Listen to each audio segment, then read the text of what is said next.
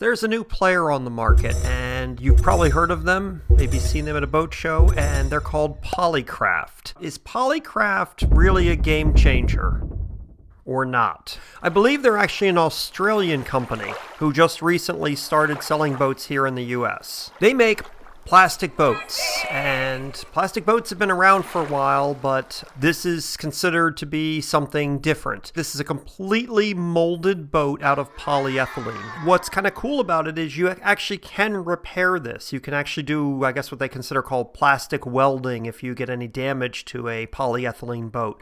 And they believe that it has a softer ride, a quieter ride, is more stable, requires a lot less maintenance than a steel or aluminum or fiberglass boat.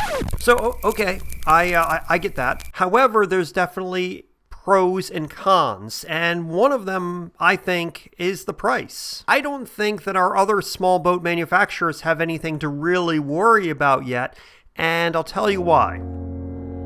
Polycraft's smallest boat that they offer is the 300 Tuffy.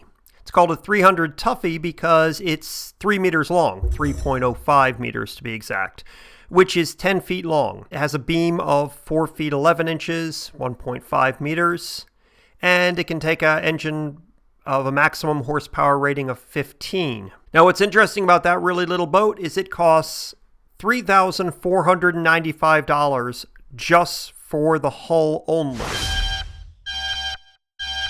The West Marine WaterTender Dinghy, which is $699.99, so it's $700, is 9 feet 4 inches long. So it's literally just like, 6 inches shorter? 8 inches shorter? Made out of the same material, high-density polyethylene, and it's 55 inches wide, about the same width. It only can handle a 3-horsepower motor, but literally, you can buy 4 of those for the price of one of these. So one of the main ones that they've been promoting lately is their Polycraft 410 Challenger. It is called a 410 because its length is 4.1 meters, which translates to 13 feet 5 inches. Its beam is 6 feet, or 1.85 meters. It's actually quite a small boat. We're literally talking about just little bigger than a 12-foot John boat. Now, these things come pretty well outfitted. So it comes with some features on it, but it's basically a molded plastic boat. Here's one of the problems I have with it, is that it's $10,000 just for the hull.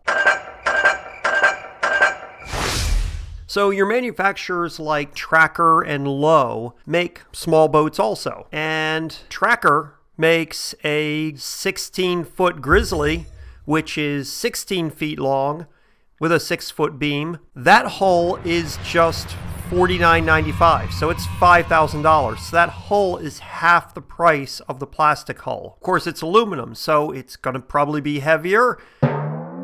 However, maybe a little bit more rugged. The real pro I see here is the fact that it's half the price. And quite honestly, I would assume that the plastic boat would be cheaper. Another manufacturer, just to give you another example, is Lowe. Lowe makes boats very similar to what Tracker makes. They offer a 17-foot 9-inch boat at $7,000, which is a side console boat, which is obviously a much bigger boat. So really, whenever you're talking about the $10,000 range, just for the hull, you can really get a lot more boat with an aluminum boat than you can with one of these Polycraft boats at the moment. I don't really see them being a better value in the small boat arena. And a lot of people who are looking for small boats are looking for a good value. Hey, in the comments below, give me your thoughts regarding these little plastic boats versus aluminum boats.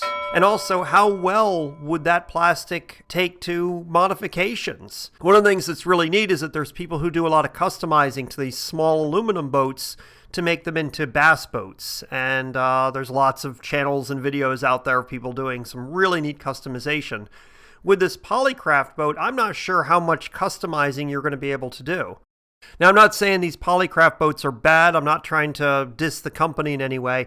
I'm just looking at it comparing apples to apples, and for $10,000, if you're looking for a very small boat, you actually get a lot more bang for your buck right now with an aluminum boat.